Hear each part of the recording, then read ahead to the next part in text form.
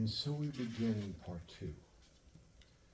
Now, more and more, we want to be honest that we are using part of our lessons with you to, instead of converse, actually demonstrate and teach something, to expand your awareness on certain aspects. And this will become the foundation of laying into things that you need tools to be able to grow. So today, we wish to discuss the topic of the three spiritual attachments and use it to poke holes in your perception of reality, to intentionally make them waver, to make you consider, and we'll be grabbing information that we already gave to tie all this together, to say it in another way, to make it more expansive and more focused, to understand in greater principle what we've been demonstrating to you.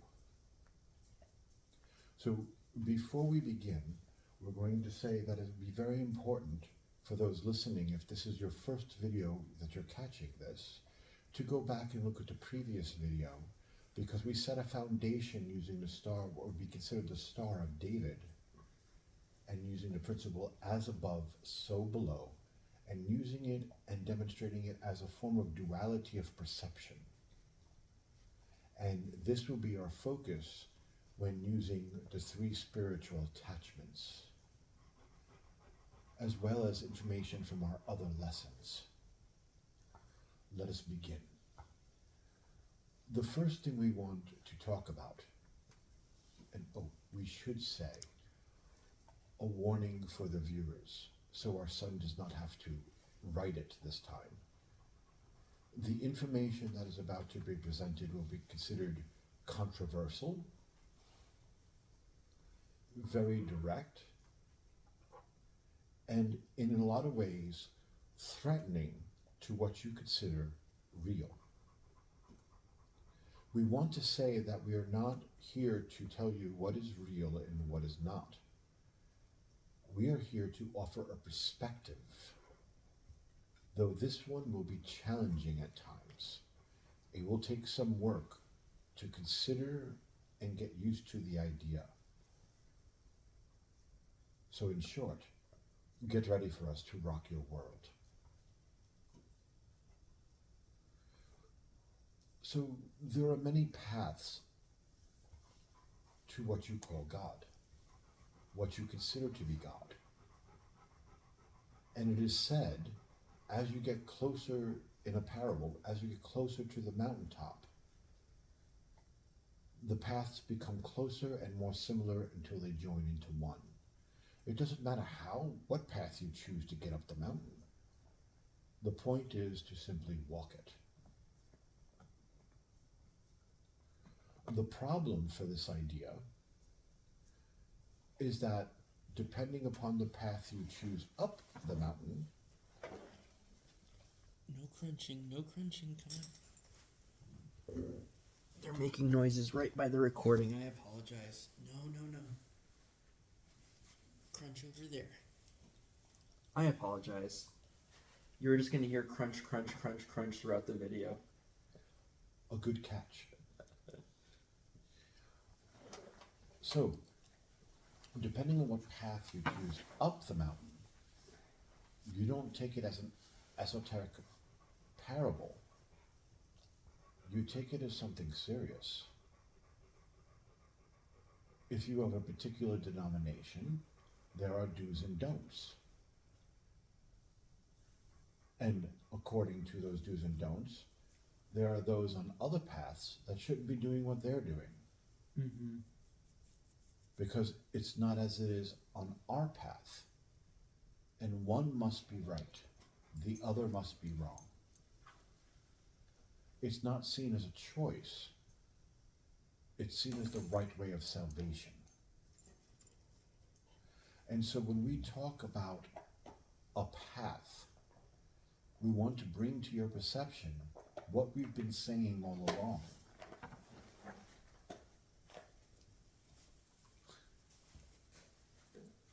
All of a sudden, the bones become interesting.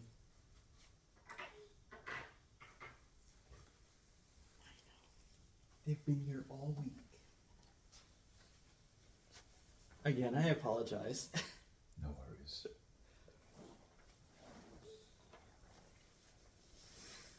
So the point that we've been making all along is that what you, not the we, your brothers and sisters, you been perceiving as a path is nothing more than a point of perception. And based on that point of perception, you gain your path. The truth of this is that your point of perception, where you place your attention as the truth, becomes of utmost importance. It determines a direction. It makes you go forward with Godspeed into life.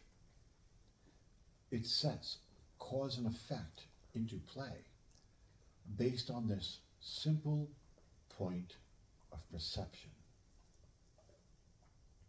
that you determine must be the truth.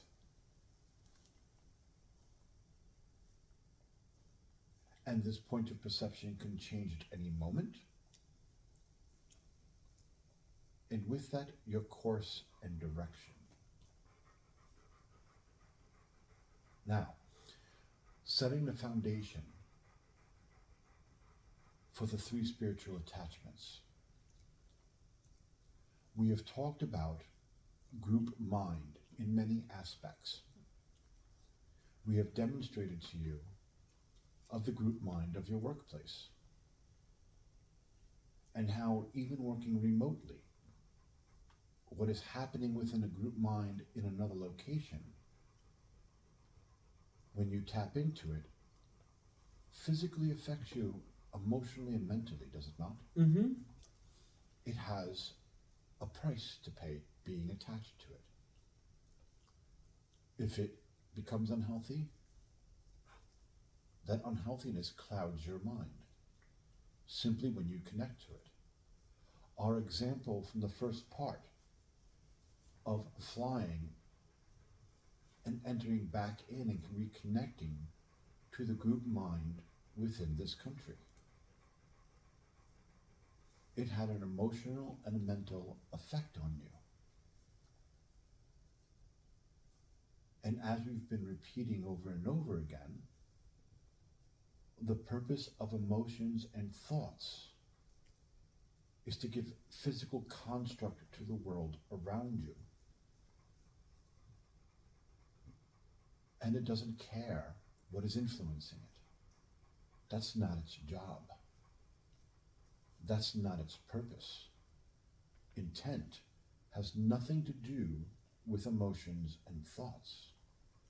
Its only purpose is to give physical construct. Are you with us so far? Yes. So it should not be a leap of thought to say it would behoove one what they plug into. Would it not? Not at all. Because what they choose to agree with influences those and paints the world around them. That's why with my organization, they're very picky about who gets accepted. Some take years before they are brought in because some of the exercises require you to tap into that group mind.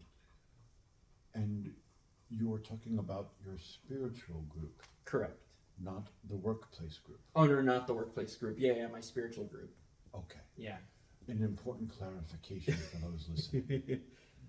Now, you have your spiritual group mind, you have your friends group mind, you have your town group mind. All of those things are constantly influencing your subconscious. to help paint a picture of Mansour, Dragon's Bane, Mizir? Is it a stretch to say that they affect you? Not at all. It's not a stretch. Okay. So now we bring you to the question, if group minds exist and have such influence, what is the limit of their agreement power? Especially if they are fueled by creation.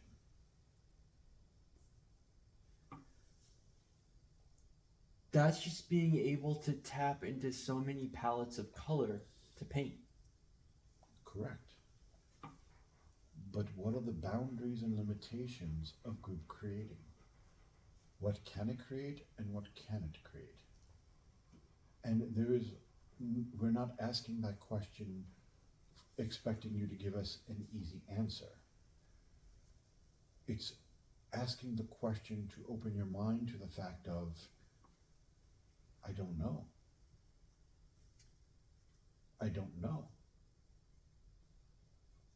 How far does that illusion stretch? How does that affect us? So now we're going to talk about the triangle again, one pointing up and one pointing down. Duality, as above, so below. And we used it of explaining working it out in the form of the creation equation as we taught it in the book. God plus God equals God. Instead of what I don't have, what I'm not, what I want, plus what I need equals, and you have your world of miscreation.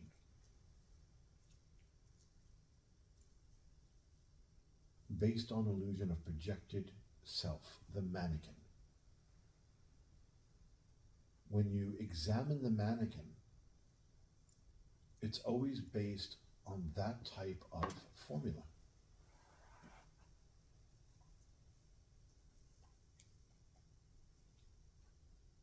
The mannequin is present and needs something done with it because the first part of the creation perceived it as incomplete to begin with, plus whatever it was that would make it complete, equals the hope and intent of it being completed. And then you meet yourself in the future only to find out it was an illusion. It needs something more. Always calculating the multitude of actions and reactions from the world around you. Always trying to calculate and keep track of all of those variables and changing it to protect it.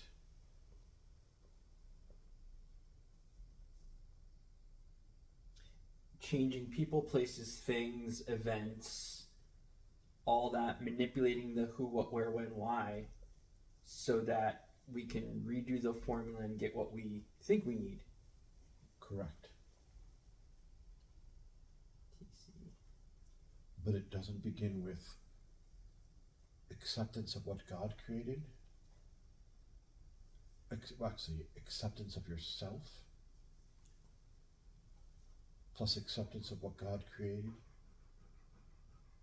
equals the experience of that. God plus God equals God.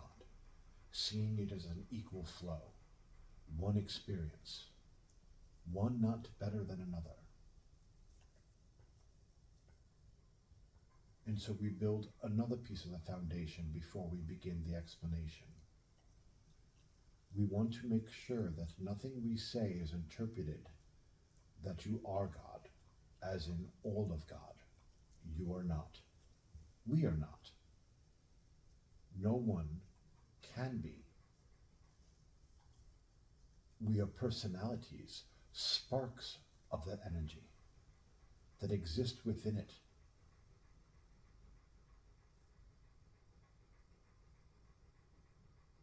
it is no more than saying a blood cell of you is all of you. It is not, but it certainly is a vital part of you. And one blood cell does not gain more importance than another.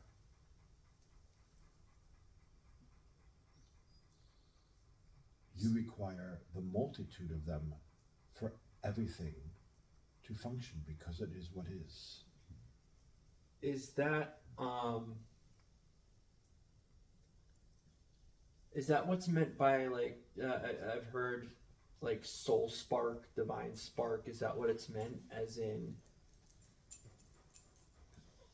we are not God, but we are expressions of this unity, God. Correct.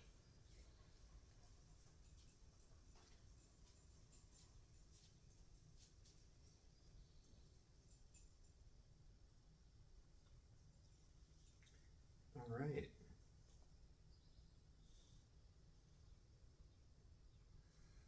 And while all of that is a mental construct, when you actually experience yourself, you'll understand that as an experience of being everything, but yet not everything. And that only makes sense.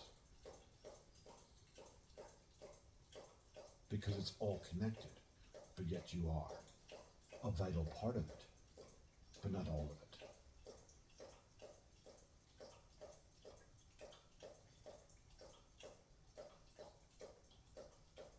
Is that the whole being a drop in the ocean?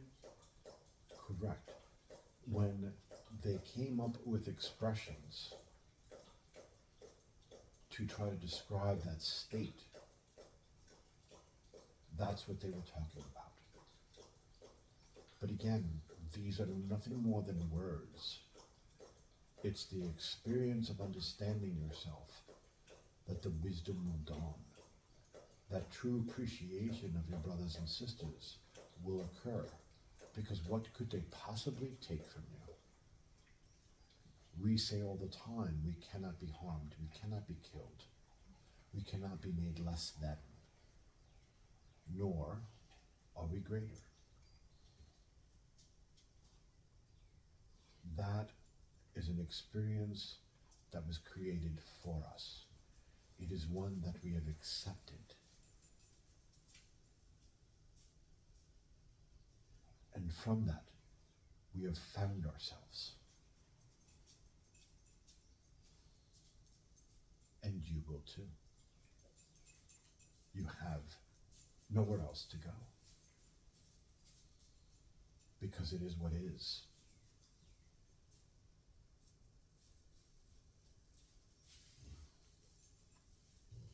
So now that we made clear that when we talk of God, we are not preaching, we are not advocating, we are not suggesting that you are God. But we are also saying you are. It's what flows through you.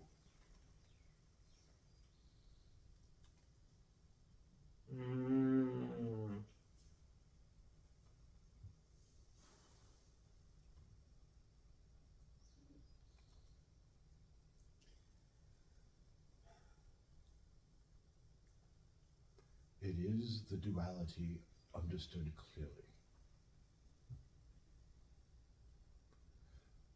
So, now we get into the work.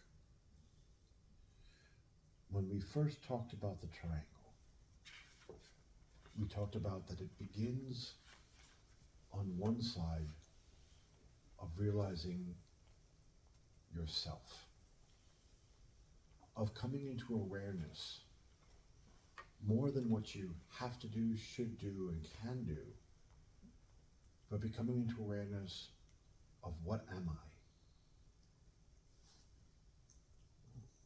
A realm of acceptance of yourself, an awareness that you're more than what you've been taught.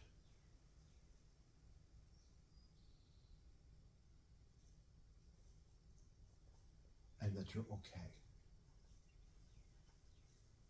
faults and all.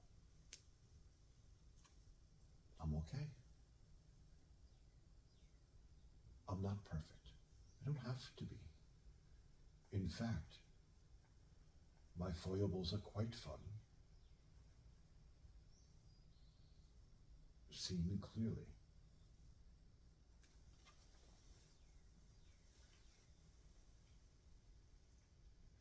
Our son's way of viewing things and sharp tongue is quite entertaining. As we had said as an example in one of the previous meetings, he is about to experience his first opera, and we cannot wait. We wait with bated breath for his interpretation. And sure enough, he did not disappoint.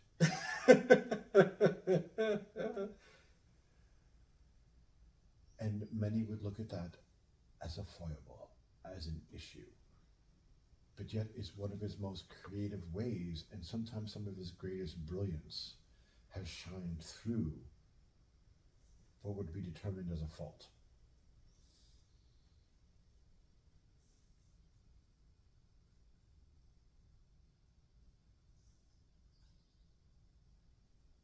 That requires a certain sense of self-acceptance. Are you with us on that? Yeah, very much so. It's a perception thing. You could be self-conscious of it and like, oh, this is a bad thing. Or the way I look at it, it's like, never change that about you. I love it. It's refreshing. Exactly. And so, because of the fact of him learning to appreciate himself, he was able to attract others who would agree. Or it would still be hidden, shamefully in the closet. Mm-hmm. That is the first spiritual attachment being released. The idea of self. We spoke upon it last week as the point of correcting that relationship, of learning to be okay with yourself. But the actual spiritual attachment that is released is the idea of a perfected self. One that follows a tenet from a path. Mm-hmm. This is why you were talking about the paths in the beginning of this. Okay. Correct. Because that is the place that it begins. And each of you, regardless of where you are born, are taught some type of tenet, some type of rules, some type of way up the path, and expectations given to you on what you must look like, talk like, act like, and exist as. And you spend a great deal of your life attempting to live up to those expectations, to hammer yourself into that mold, to be the ugly sister in Cinderella attempting to squeeze your foot into the glass slipper so that you can gain your prince, regardless of how much pain it causes you. If you have to break your foot to do it, you'll get it in there. I will meet those expectations. And it comes in many forms, in many ways. It could be in religious, it could be in sexuality, it could be how you express yourself as the popular person versus the unpopular, the nerd, the geek, the jock. All of these aspects are all of you working on a path and a tenet of what you hold yourself accountable to squeeze that fat foot into a very tiny glass slipper that was never built for you in the first place and does not make beauty.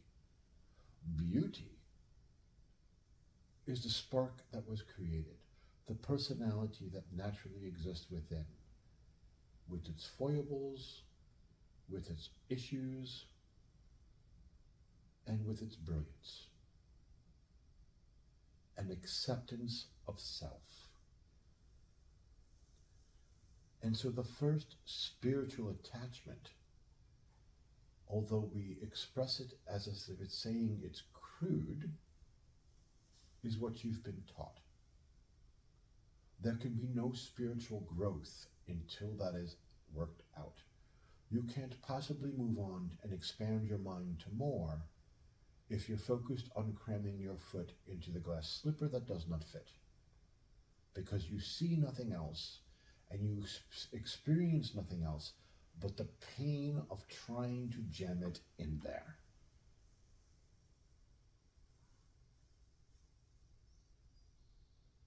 And each of you have a story to tell on this note. Manso, what was it like knowing that you were attracted sexually to men and trying to hide that from everyone around you, mostly yourself? Oh, I mean, I don't know where to start. Yeah, I don't know where to start. It was, whew. Well, don't lay down on the couch. Painful. To summarize it, I promised myself that if anyone were to find out, I would kill myself. Thank you. That sums it up.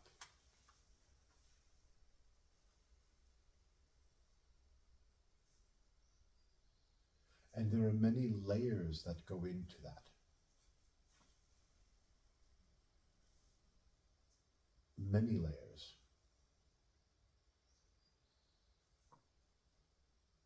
It's devious. It affects the mental body, the emotional body, the sexual energy body. All of those things. To finally learn to expose yourself to what you are attracted to and to sexually enjoy it with no guilt. You had to undo what you have done. Because just thinking about it caused shame and guilt. Mm-hmm. And the fact that you wanted it only spurred it on more. And the fact that this built up put you into various risky sexual situations. Uh-huh. Because you were not expressing a sexual self. You were like someone starving, devouring, hoping no one was looking. Our son has the expression that when the body gets pressed, that it shuts off unnecessary functions. And it's always a surprise that his mind, his personality is one of those things considered unimportant at that time. And we bring that example up because that's exactly what happens when you expressed yourself sexually, when you were trying to contain it, control it, and change it. And lo and behold, it turned off you. Mm-hmm. And you did what you did. And once it was done, you were allowed as a personality to turn back on and was horrified at the loss of the power and control you had.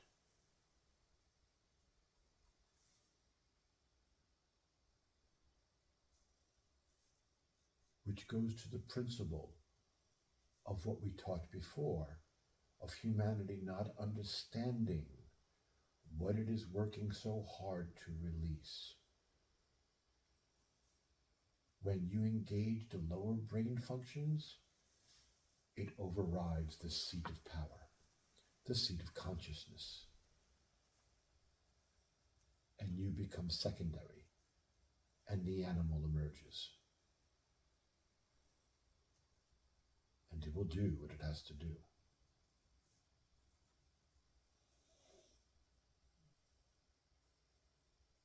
And if that means turn off the seat of consciousness to get it done, so be it.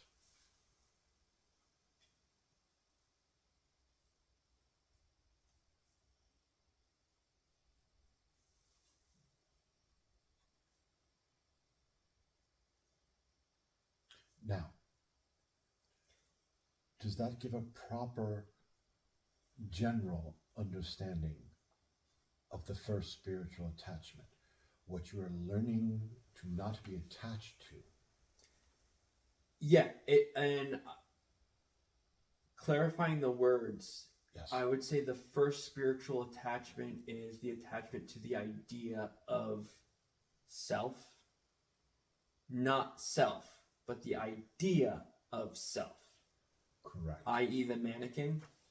Correct. It opens the mind for possibilities.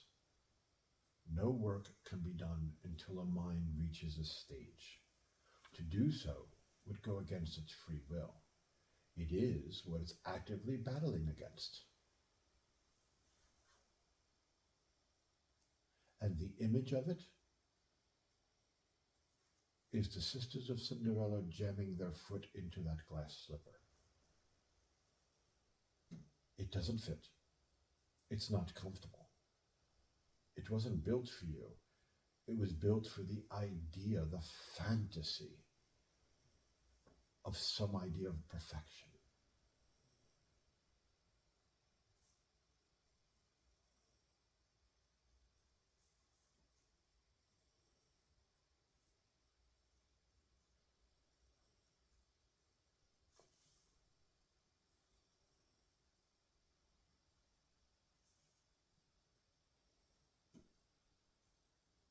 So the first one, spiritual attachment, is letting that go and the mind becoming open to the possibilities, that it does not know what the self is, and that whatever it does know, what it does know, it hasn't been working and will not work.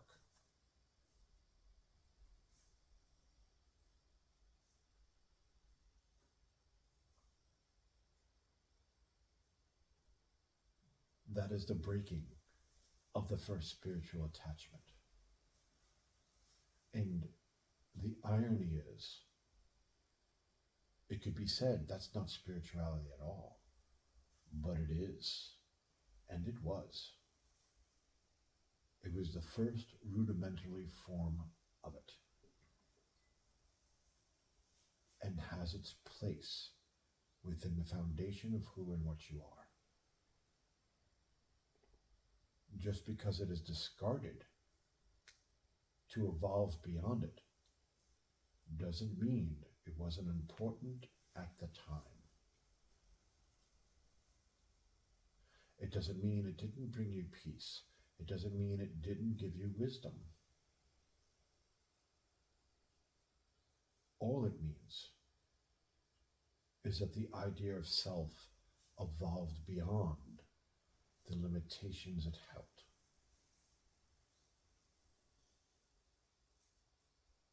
It is not until the mind begins to realize it is more than those limitations, and that they are no longer working for it as a definition, that it becomes a problem. The limitations themselves did not present the problem. The realization of those limitations created the problem, because you evolved beyond it. And quite often it's looked as very painful, because the first time you're growing past the shell and forcing it off of you, it's quite intense, quite meaningful.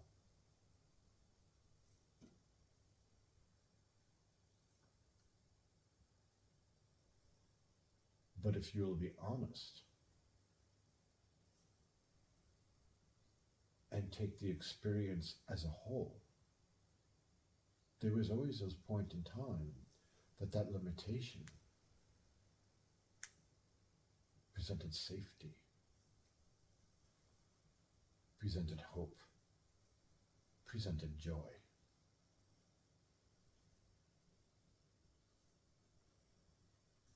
But what people recall is the breaking out of that shell, and what released them from the pain of that shell was finally releasing their attachment to it.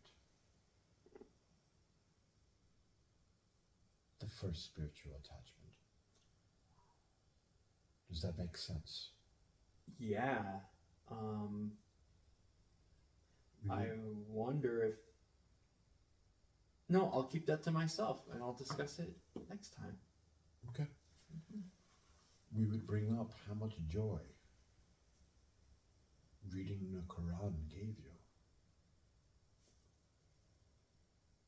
The peace you found.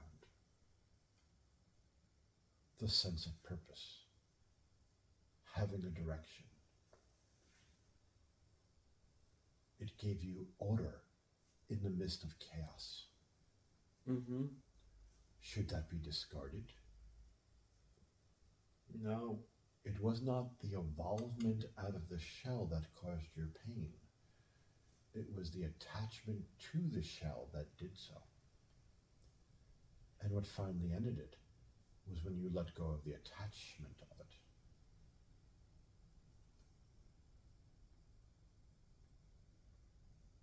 And by the shell, you mean the image of being a good Muslim? Correct.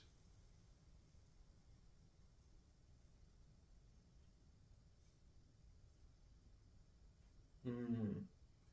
And we say this and bring that point of clarity for a reason.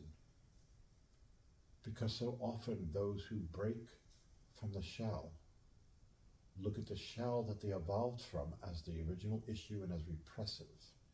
And they ignore the fact that at one point brought joy. Mm-hmm. At one point brought safety. At one point gave purpose in the midst of chaos. It gave them a direction. So,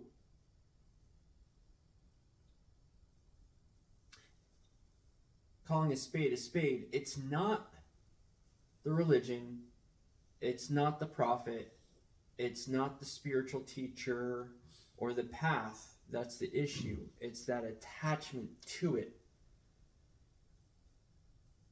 The first spiritual attachment.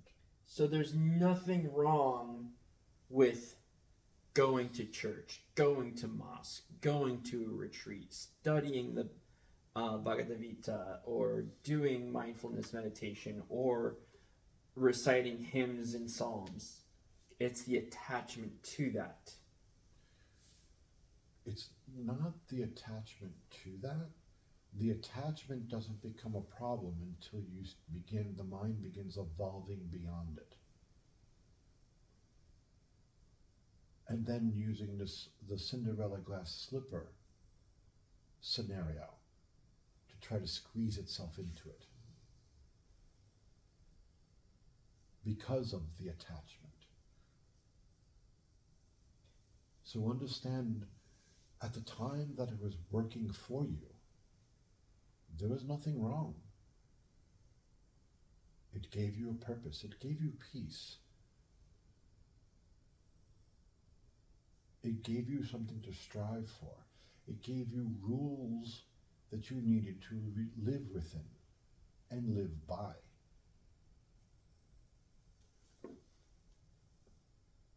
So, what about being part of that organization and justifying homophobia, or violent acts?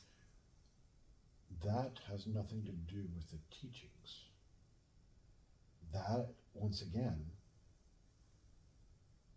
is what the energy behind it chooses to demonstrate through it. Mm.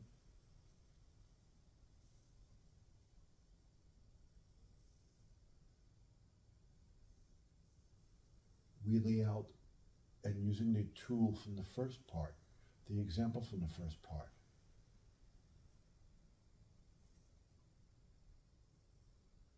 we lay out the device that can not only use the eyes and ears as sensory input, but is advanced enough to include sensation, body sensations, and see things in a finite way that your senses can't. One race would use it as a healing tool to rearrange the energy grid where it is blocked, to bring peace. While yours would use it for unlimited midget porn, to fulfill fantasies.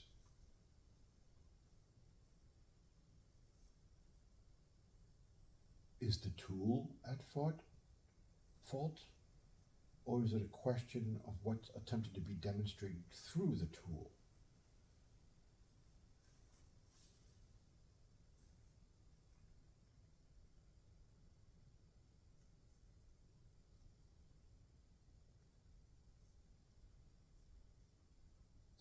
And that does not mean that the religious works themselves do not teach hatred in some form or some way. It is written within all works, but it's what you choose to do with it. But it does not make it all of it. Mm-hmm. And understand the tool as it is, to give an initial structure, initial rules, an initial purpose, a direction, which does not justify parts of it that teaches hate or teaches fear. It's the personalities involved and the way they wish to use that tool. That is a separate conversation. Mm-hmm. In this example, it's a matter of teaching and understanding the first spiritual attachment and the point of breaking free of it. Because the mind is not willing to expand until it releases the attachment to those ideas, when it realizes it does not fit any longer into that glass slipper, and it is painful to do so. And now we bring in group mind.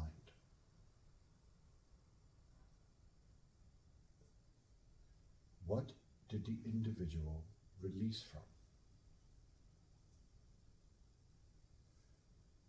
What did they finally walk away from?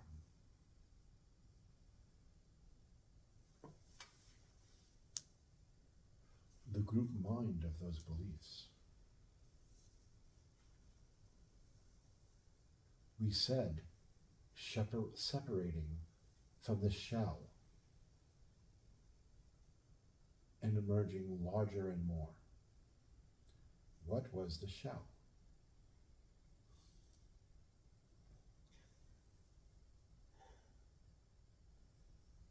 Do you relate as a good Muslim man anymore? Mm-mm. Do you have those expectations upon you? Mm-mm. When there are those of like mind around you, do you tap in as normal, or do they vibrate at a different frequency that you can't quite perceive? Oh, I don't. I'm on the outside, Exactly. and it's funny. I think the whole COVID thing of not being able to go to the Pakistani wedding, I think it worked out. I just, even when it was described to me, I knew, even though loved them, I didn't belong there. Exactly.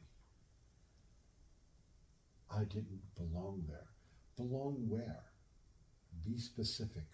I no longer belonged in a with Islam, with the Muslim group. And that is a group mind. Islam is not a thing. Islam is a point of perception. And depending on what country you're in and which sect you're involved with, that perception differs, does it not? It does differ. So what is that? And in this, we're beginning to express the world in a clearer way. It's not a location. It's not a book. Because the same book is perceived differently. You have the Sufi mystics, and they see it completely differently. You can look at the work from a Kabbalistic point of view and see it completely differently. So then it's not the book. It's the point of perception. And those who agree with that point of perception, are you with us so far? Very much so. So then we're not talking about a religious work, we're talking about a group mind, are we not? You're right. Yeah, you're right. And within that group mind, when you tap in, all of those perceptions become real. They help paint your world, yourself and others, and the environment in which you live. Is that a fair statement? Yeah, it's not just kind of like we were talking about technology, like you said about technology or this pen.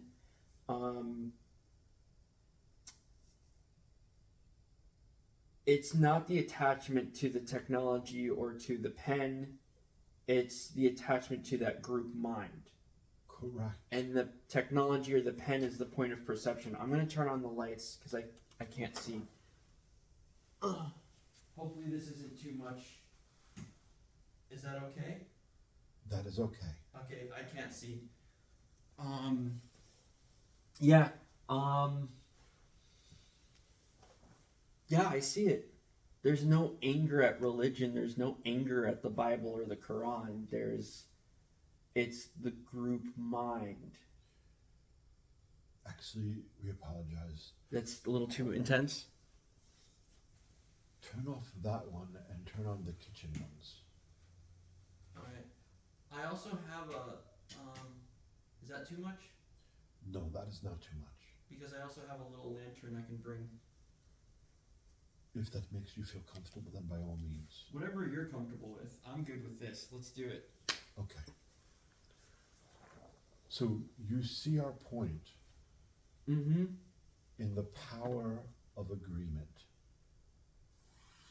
It not only, in your eyes, gives you a set of physical beliefs in your world, it's actually energy.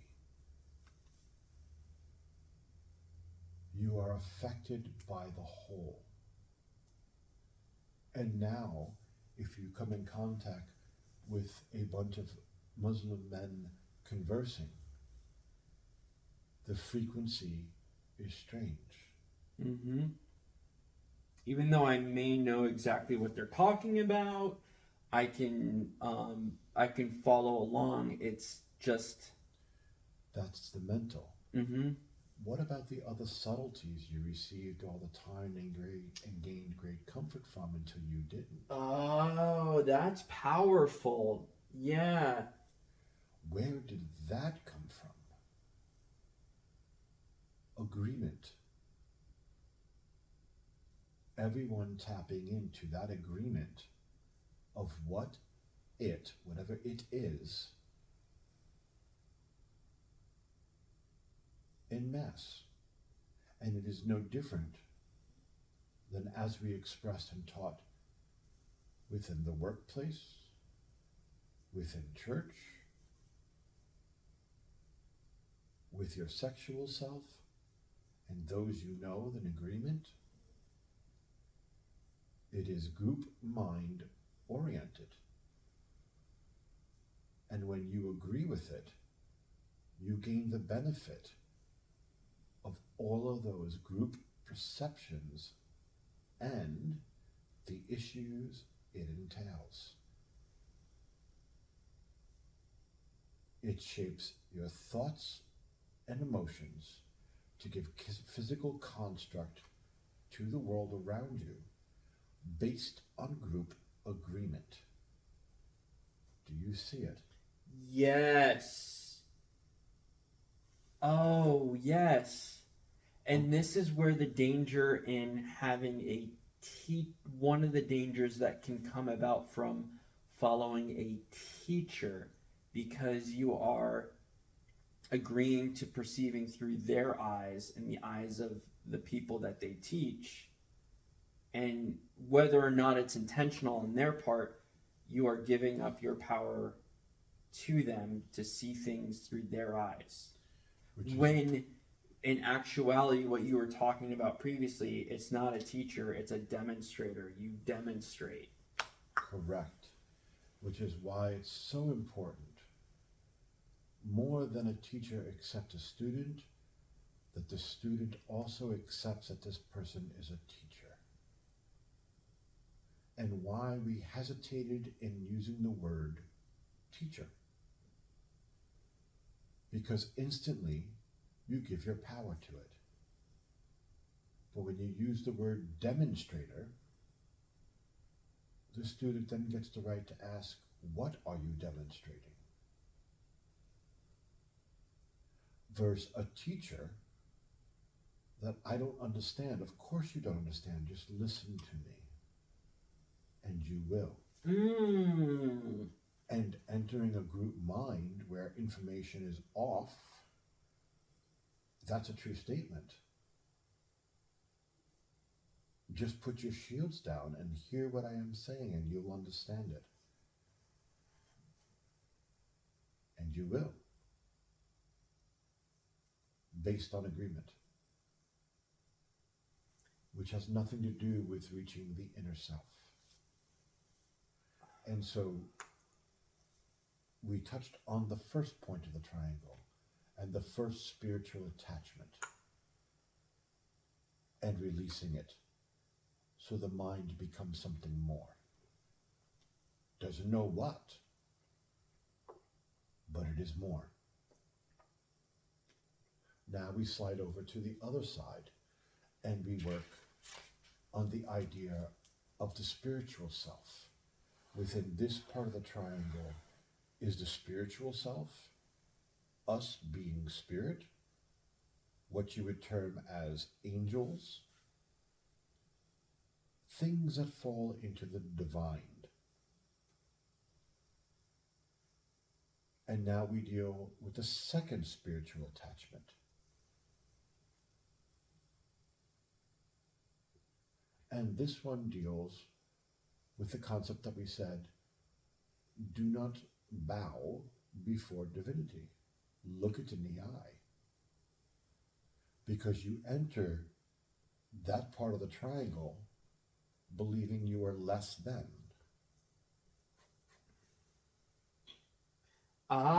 This is a conversation we were having today. Correct. And so the second spiritual attachment can be broken down into one simple term. Divine pecking order.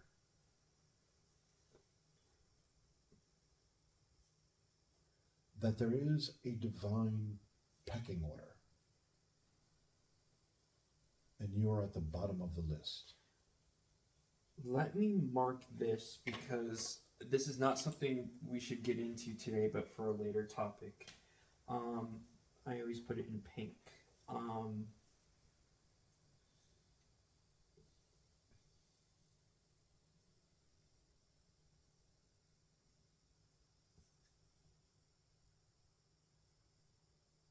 can't.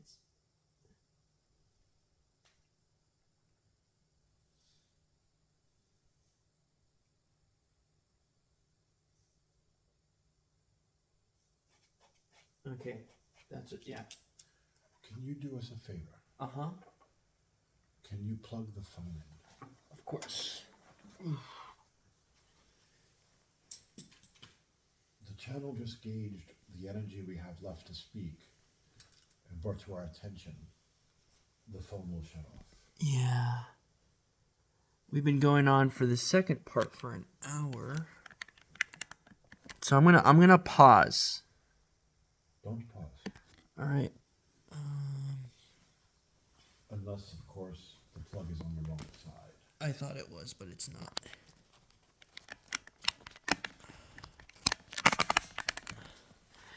Is it plugged in? Okay.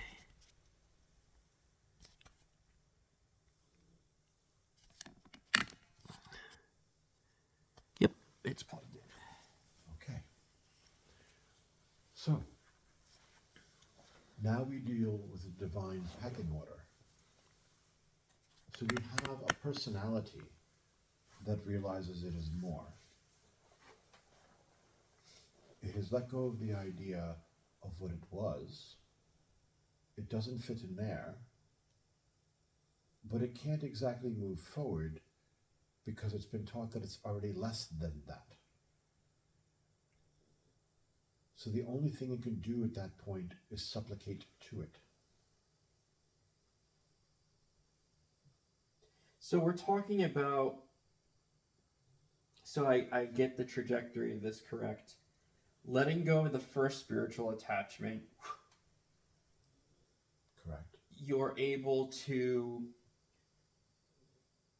now you can see more clearly the second spiritual attachment. Not that you can see it clearly, but you run face first into it at full speed and it's a wall. Okay.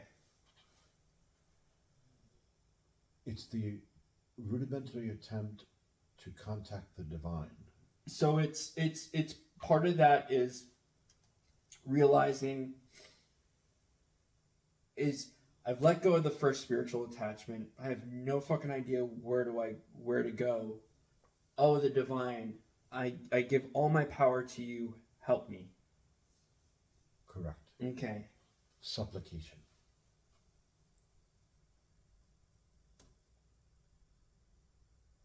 Divinity cannot be reached unless you look it in the eye, which is hard to do when you're staring at the floor with your forehead pressed against it.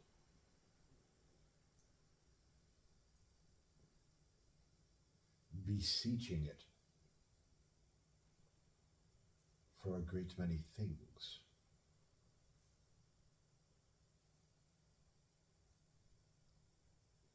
And that becomes the second spiritual attachment, which is the divine pecking order. And now we bring this back to group mind. How many paths, points of perception on this planet, and we used could be perceived as a rude expression of it, but we will stick to our guns on this. How many points of perceptions, or as you would call them, paths, have installed a divine pecking order? Only 13. Joking. We're about to challenge you and say, name them. And then for fun say, and which ones don't? Exactly. I'd say a majority of them, almost all. But there are some, like some Buddhist works, like the teacher we were listening to today was pretty much the same, was of the concept of like, stop, it's right in front of you, it's right there. But a majority of them have a divine pecking order. Correct. And there's a difference between teaching and demonstrating. Mm-hmm. What you were listening to today was demonstrating. Ha ha ha ha. And therein lies the difference and our issue with those two words. Ah ha ha ha. But to the point, most of them do. There are paths that exist that are clearer than others. The Buddhist expression, what do you do when you meet the Buddha on the road? Kill him. Because the idea is to bow to the Buddha. Kill the idea. It's not to say kill Buddha. It's to kill the idea of Buddha. Or it is impossible for you to get his teachings.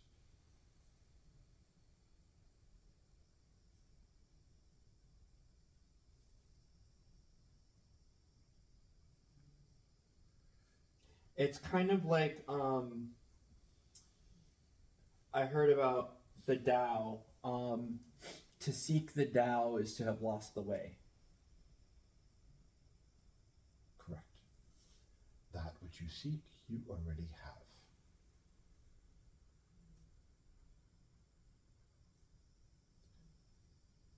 Now, here's where group mind gets a little bit tricky. Could you, before you go there, could you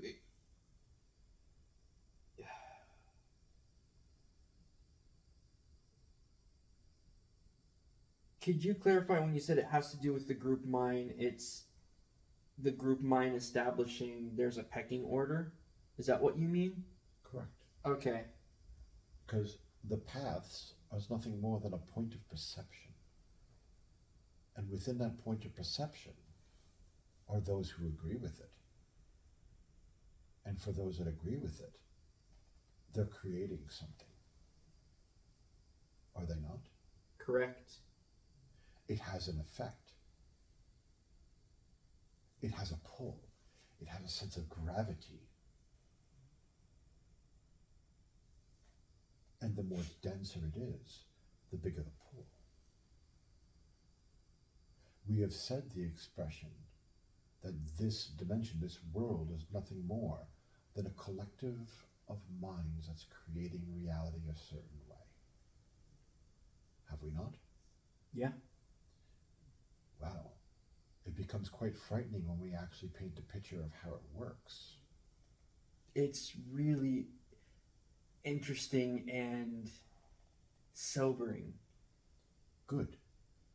That's the point of this lesson, to poke holes, to make your reality and your concepts of it waver.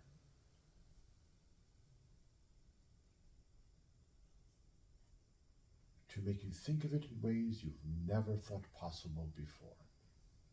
So, we come back to now the group mind within this section of the triangle.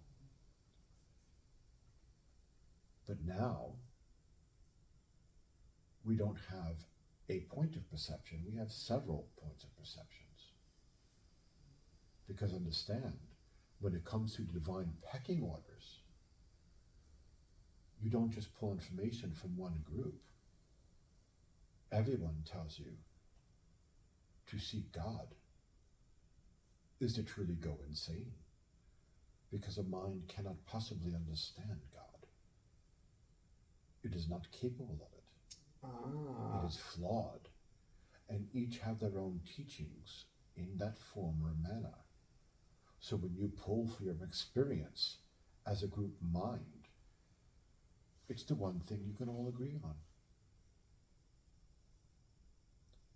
And that energy gets joined. And because it's about divinity, it moves beyond the physical realm. It is beyond our understanding, so It moves into the astral realm. It is not just clogging one section of your minds. You've spread it to several sections.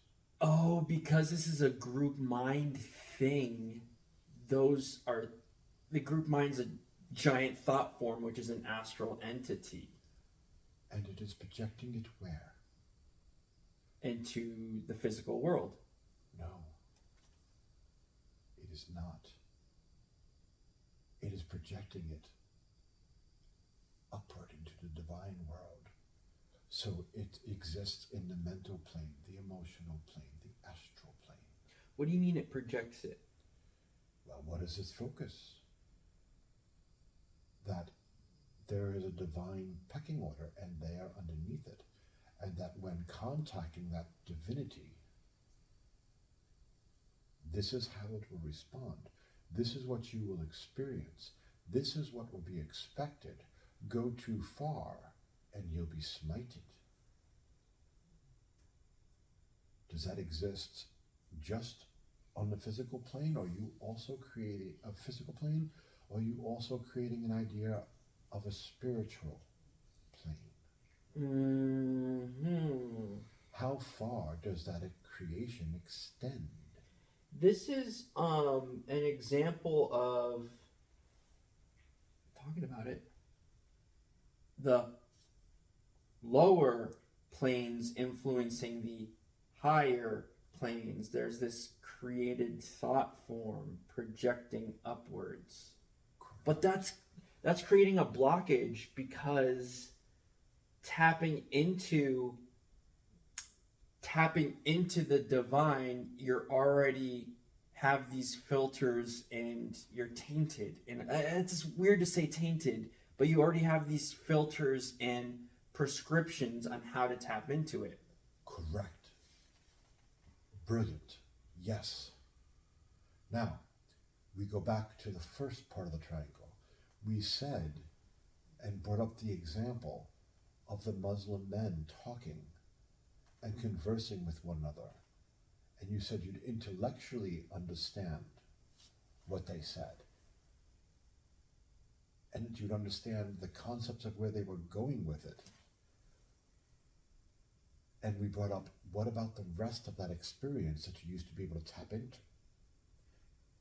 And brought up that now you can't because that coloration isn't there because you broke away from that group mind, that point of perception that you call a path. Now we move over to this side of the triangle.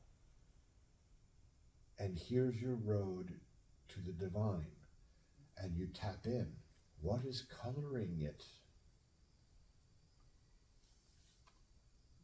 It's a point of perception, of agreement of what divinity is and the way that it works. And more importantly, the way it responds to you. To try to tap into it through that point, it's going to be that natural repulsion. And gives you the clouded spiritual perception of a divine pecking order. That you don't have what you need. We must supply it to you.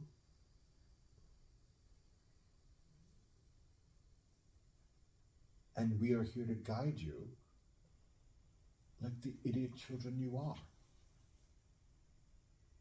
I can't tap into divine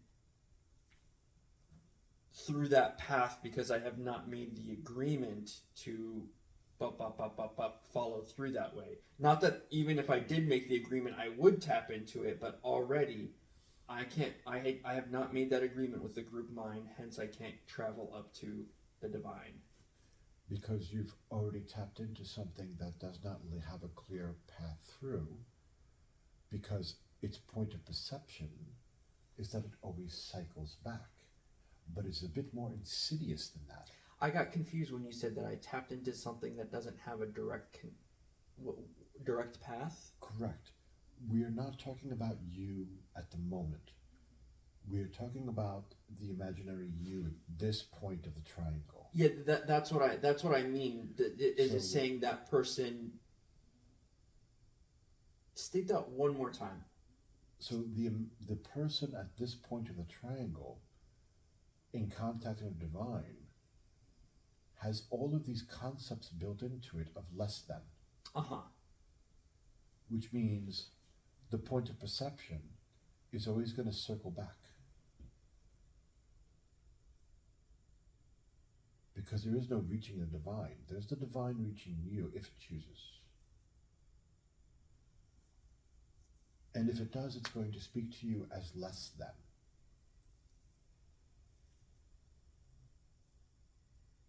You need, you must. It does not speak of, you already have.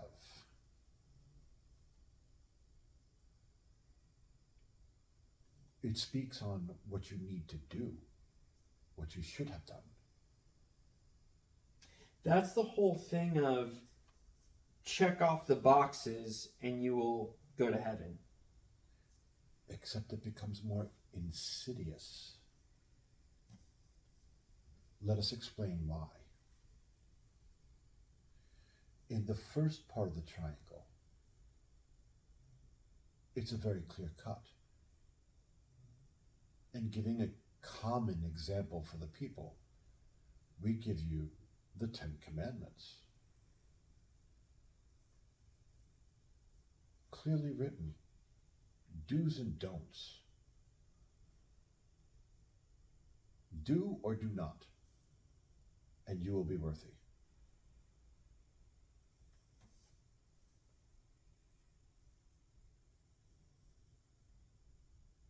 And all of it, as long as you don't consider human nature, is what you have control of in the physical plane. And the reward is what will happen after. So at no point in time do you go beyond the physical plane. It is all about the physical plane and your actions within it to prove yourself worthy. With us so far? Yes. Now we slide to the other end of the triangle, which is not about commandments. It gets much vaguer. It's about purifying your mind, raising your vibration. Oh, I have a story for you. And we've talked about several of these concepts before, using terms about not needing your DNA sequenced, not needing ascension energy. You've already been given everything you require because God created once. End story. No hidden commandments. This end of the spectrum is more insidious because it doesn't deal with the physical plane. It starts dealing with the spiritual plane and all of its multitude of layers. And the group mind has created in all of them. And understand, don't think of it like a physical mass vibrating unharmoniously with the spiritual plane. No, it's a point of perception. And those that agree with that point of perception tap in and have their experience colored. And so now, let's look at your history. We have, on one end of the triangle, those who are still following the religious tenets, who are seen as small-minded, unadvanced, and sometimes you call them downright stupid. And so it works for them. It is where they are with their growth. They do not understand or grasp these greater concepts because they have not grown beyond those. And so you are not speaking the same language. But they are so much more horrible than you, right? Well, let's look at the part of your society that has advanced beyond what you call religion.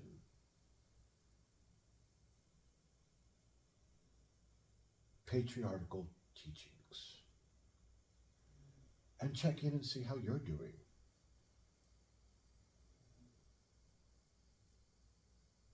Do those teachings mirror a subtle way of kowtowing? Or are you free? Is there a divine pecking order? Oh, you say there is none. But when you actually check what's being said and what's being taught, is there? Are you talking about the spiritualists, the non-denominational spiritual seekers? Is that what we're Yes. talking about? Okay. The New Age metaphysical community, the spiritualists. May I say something to demonstrate I think where you're going? Absolutely. Because sometimes when I take naps, I like to listen to like little guided meditations and just kind of tap in with the body. And one came up on YouTube about tapping in, reaching your higher self and tapping your higher self. And the troll in me had this giant smirk. I said, okay, let me tap into my higher self by listening to a YouTube video. So I was listening to it. I got knocked out. It was really nice because of the whole body scan and everything. Then I don't even remember what it was, but at the end I woke up, and it was funny because she was saying, and now thank your higher self and say goodbye and make your way out back into the meadow and come back to blah blah blah. And the immediate thought was, oh, okay, say goodbye to your higher self and come back to your mental, to your thoughts, and get lost back in your thoughts. And to me, I thought it was extremely dangerous in portraying the wrong message, and that the higher self is something else that you visit for a little bit, but now come back to your thinking and your thoughts and your beliefs and everything and stay there. This is where you belong. And to me, it scared the shit out of me. And that's because you're beginning to work out this side of the triangle.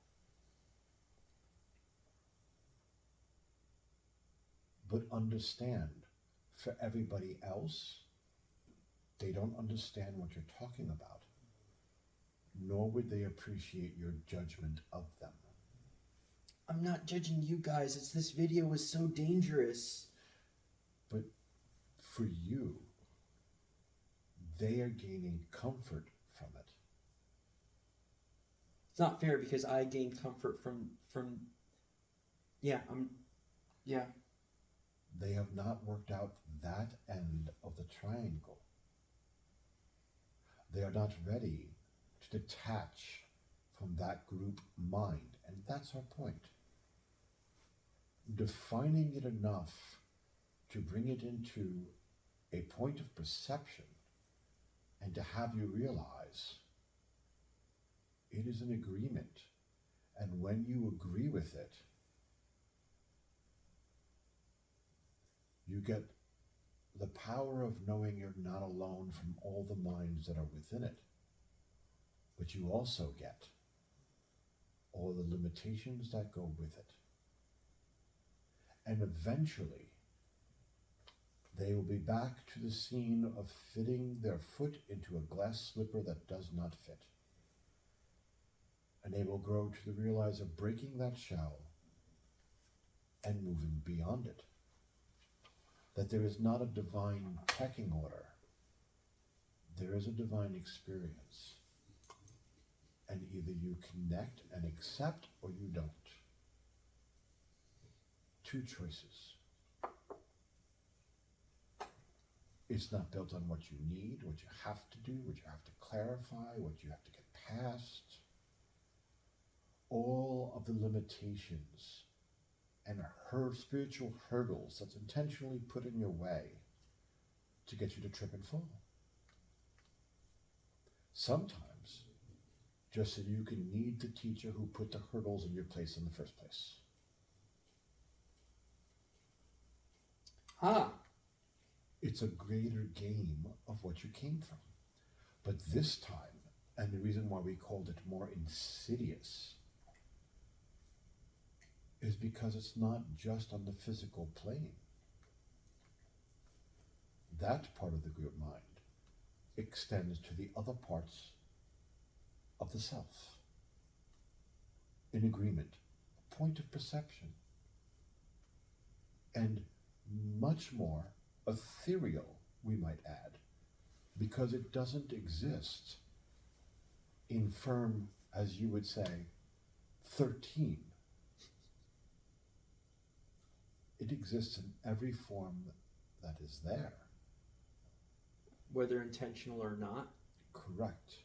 Because it's coming from the group mind as a point of perception. So even if the one who is giving a talk, like the one we were listening to, even though he may be a demonstrator and not a teacher, that doesn't matter. It's the people that attend the lectures and listen to him, whether or not they create a hierarchy, a divine hierarchy, regardless of what he says. It's what they decide to do with it. Correct. And that's a danger that I see in the occult we've been warned of multiple times. You do not, you challenge those that have experience. You challenge and you ask questions and to get to the truth. You do not give up your power and just accept. We're constantly warned of that. And as we always say, do not mistake the finger pointing to the moon as the moon. And where the finger should be pointing to as the moon is there. There is your answer. Not here is your answer. Not here is your answer. Watch this video. There is your answer. Always. Because we have nothing to do with it. We didn't create it.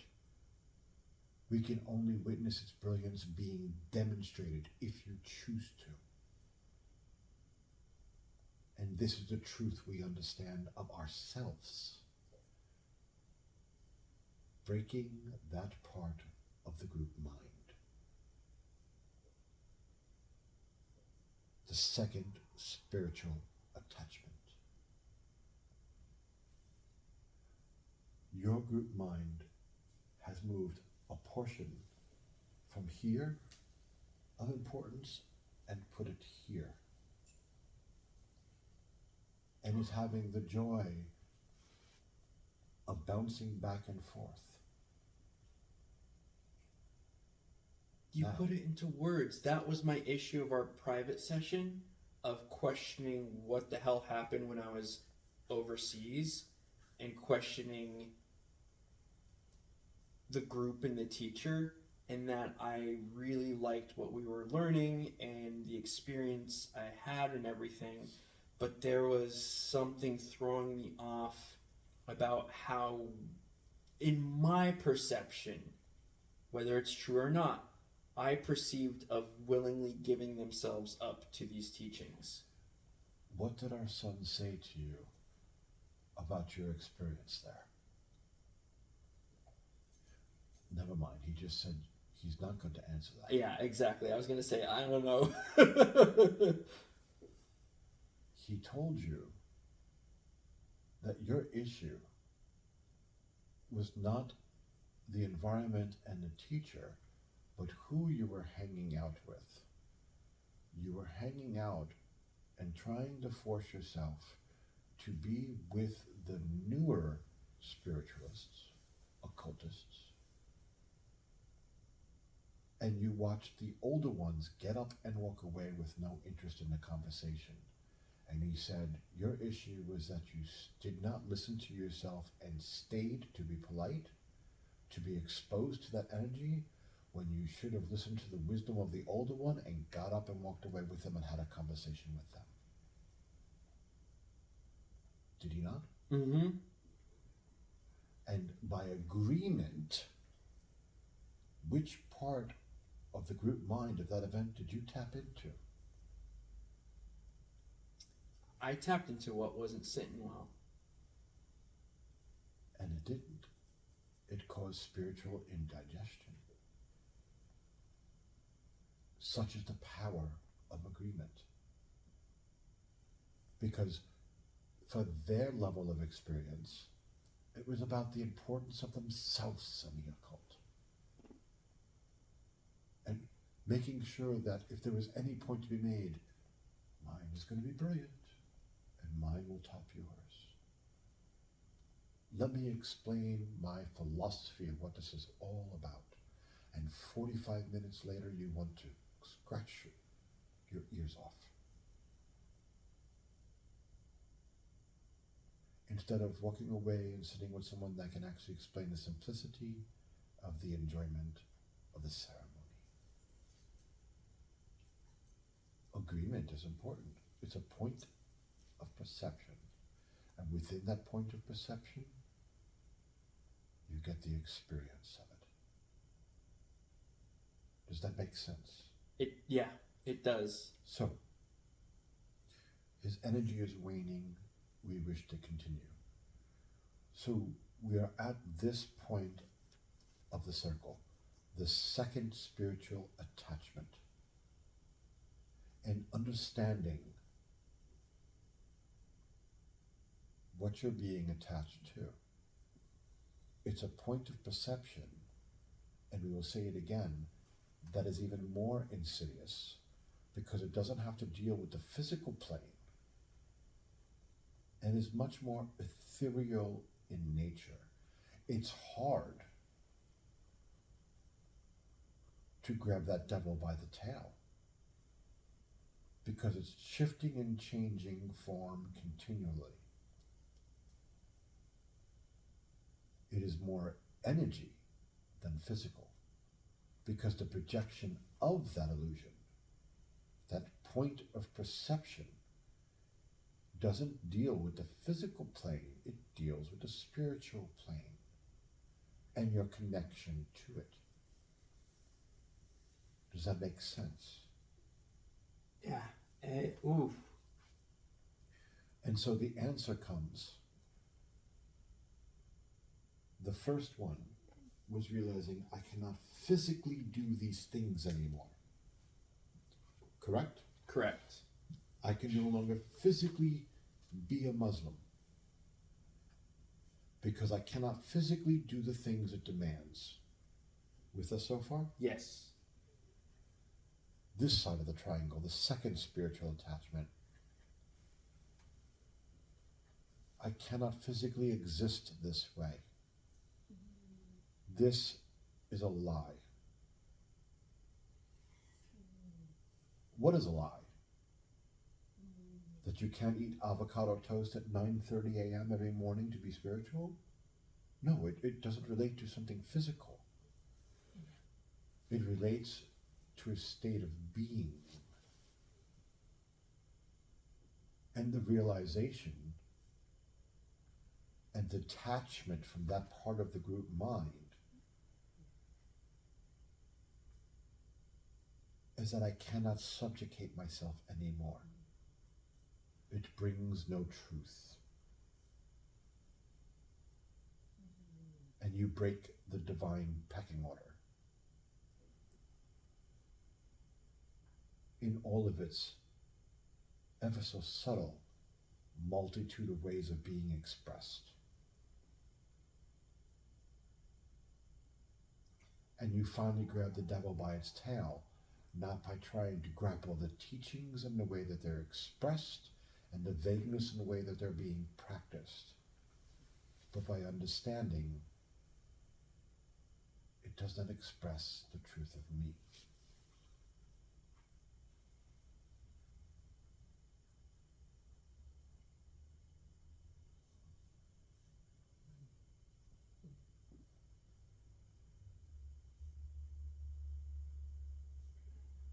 And that is when you get to sit before us as an example, as our brother, and truly understand and treat us as your brother, as your equal, having a conversation. Both of us channeling through this body, experiencing what is now, and just having a conversation and enjoying it. And that's all this moment means. No spiritual teaching, no have-tos, no graciousness for our divine light and us taking the time, like there is such a concept, to bestow on someone so obviously small-minded. So little consciousness. Boop. You are our brother, regardless of your understanding of that truth. And we are yours. We are equal because we are both part of God. The only difference between us is your level of perception of this. And that can change at any moment. You can have that flash and see it all and end up teaching us.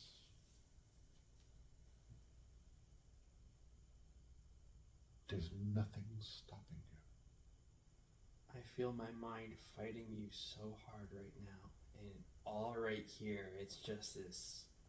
It's. Second part of the triangle. It's what you're working on. And why you're not ready. You are still very much into that supplication and normalcy of it when connected to the divine. And we mean no insult by that. It's not a matter of finding the truth. No, it's illuminating. This is amazing. It's a matter of accepting the truth within. Because when you do, you'll understand why this is an illusion. And you'll break the second spiritual attachment. I'm playing here, and I'm in the playground building sandcastles. No, it's not bad. It's you're saying, oh, by the way, you're in recess. Just pointing it out. I can still stay here and have fun and enjoy it, and then I'm eventually going to be like, just kind of like with my cannabis use. As soon as it was pointed out, just enjoy it, have fun. This is yours. You do your thing. Correct. I started to see it, and I'm like, I'm kind of done. Correct. And there's nothing wrong with it. That's the point of perception. And you've witnessed our son go through this in some colorful, expressive ways of realizing this part of the corner on an even deeper level, of finishing up that work, of dealing with it. It doesn't hold anything for me anymore. This is boring. What else is there? And detaching from that part of the group mind.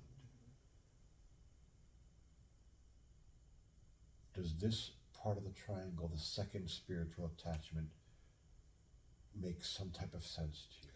It makes a lot. It's a sledgehammer to a brick wall. And to be completely honest, it's a lot to process, and I don't know if personally I can go on any longer. You took a it was a sledgehammer.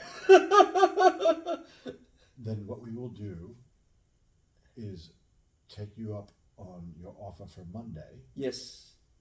And do a third part, because moving to the next one will be the real mind blower.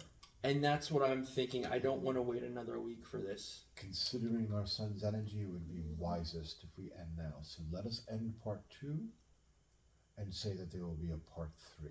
And that's perfect. Then our peace to you. Thank you. So we went almost 3 hours, I think, for everything. More, yeah.